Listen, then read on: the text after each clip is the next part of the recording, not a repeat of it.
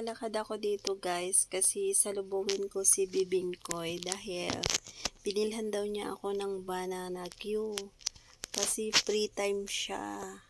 12 hanggang 3 PM kasi alas 3 palabas ng alaga niya. Kaya punta daw siya dito, bibilhan daw niya ako ng banana Q. Tara, let's go. Salubungin natin. Hello everyone! Salubungin natin si Bibingkoy. Meron daw siyang dalang banana Q kasi may free siya ng 3 hours. Alas 3 palabas ng alaga niya. Kaya binilhan ako ng banana Q sa Lucky Plaza. Tapos dinalan ko siya ng orange. Binalot ko sa tissue.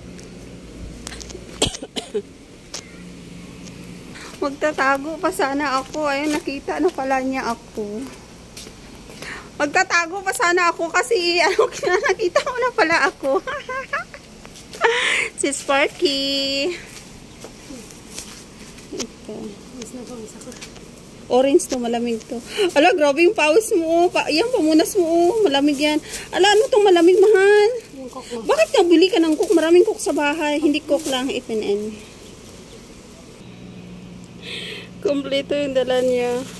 Merong banana Q, may gatas pa, may biscuit, may chicheria, may coke pa. Oh my gosh, grabe, nag-effort talaga si Bibingkoy.